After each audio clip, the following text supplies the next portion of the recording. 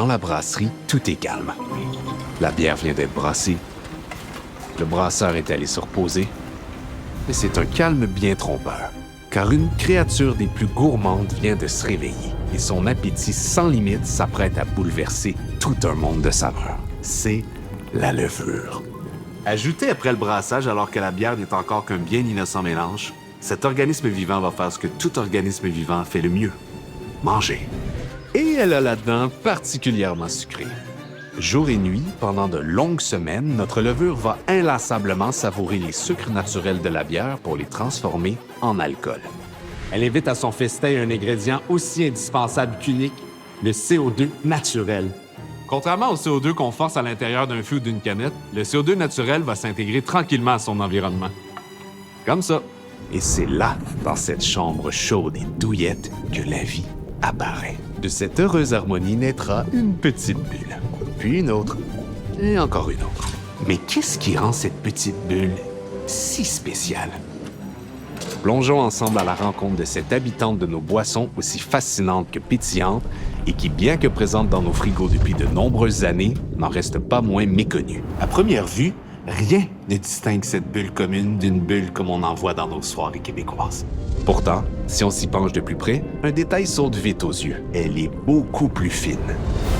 Regardez comme elle galope avec élégance parmi ses congénères. Car la bulle de bière refermentée est bien plus raffinée que ses cousines gazéifiées au CO2.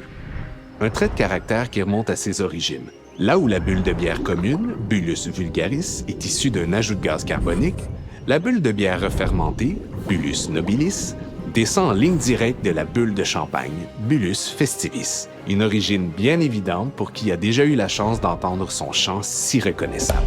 Elle semble faire partie de nos soirées et événements depuis la nuit des temps. Mais pourtant, ça n'a pas toujours été comme ça. Remontons ensemble à une époque où le territoire est dominé par des géants. Non, pas si loin. Les années 90. Les bières standardisées règnent alors en maître sur l'industrie brassicole. Mais un grand bouleversement va ébranler cet écosystème. Une nouvelle venue en provenance d'Europe, porteuse d'un savoir-faire brassicole vieux de plus de 1000 ans. Une bière vivante, au sens littéral du terme. Son arrivée va tout d'abord déstabiliser le public, parce qu'une bière dite refermentée est non filtrée. Elle conserve avec elle sa levure. Et cette levure, après avoir longuement travaillé à dévorer le sucre pour apporter saveur, alcool et effervescence naturelle, finit par prendre un repos bien mérité. À première vue, un dépôt qui peut sembler assez troublant.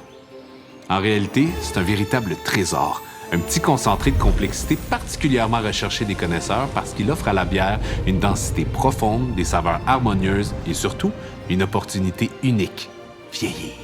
Au fil du temps, ce dépôt comestible va arrondir les saveurs, accentuer certaines notes épicées, fruitées ou maltées et apporter une richesse aromatique d'exception. Bref, permettre à la bière d'évoluer encore et encore jusqu'à la rendre absolument unique.